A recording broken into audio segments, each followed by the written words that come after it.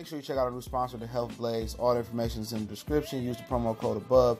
Goodfella1 Boxing at 18% off of all their natural products from deodorant, pomade, toothpaste, and much, much more. And they have additional discounts on their website as well. That's thehealthblaze.com. Starting December 20th. That promo code is good for 18% off. We go. All right, we back. Goodfella Sports TV. We in the building. Appreciate everybody for checking in.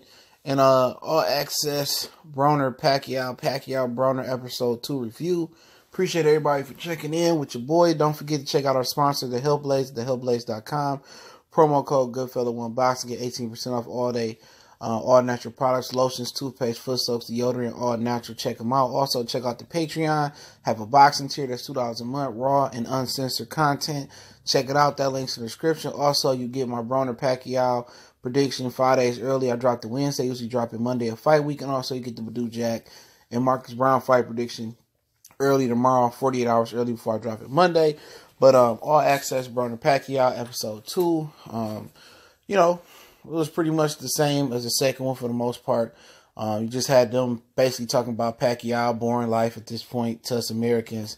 But the interesting thing about the Pacquiao part was, Freddie Rose said that basically that Pacquiao fired him because he told Pacquiao that he couldn't be a senator and be a boxer at the same time.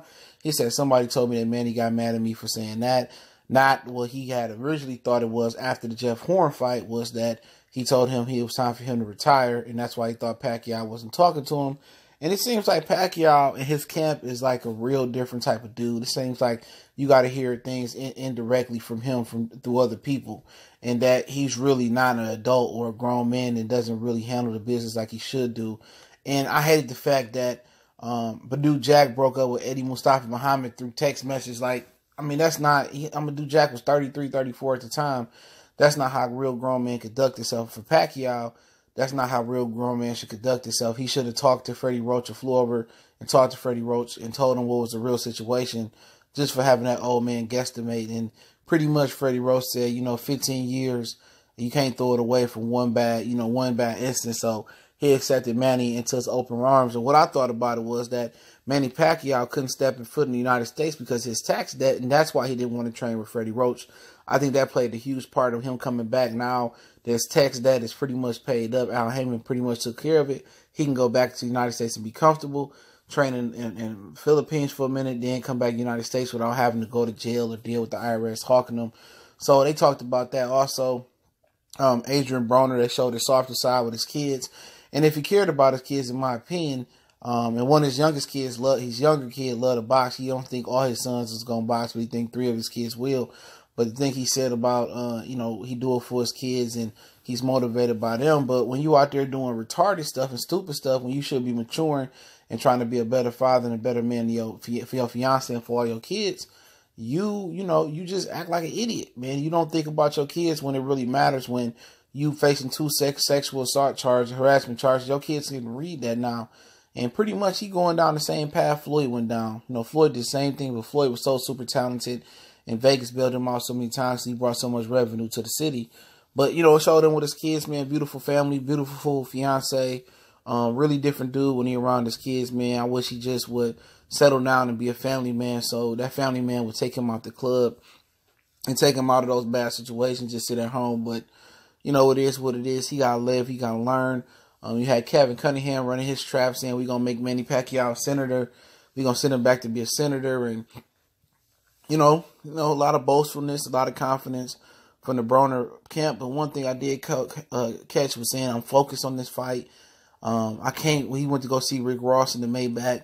And, Rick Ross put him on his live, said he's doing it for the hood. And that's been Broner's cry. He's doing it for the hood. But he said that, pretty much I got $100 million riding on this fight. I don't think he can make $100 million fighting him.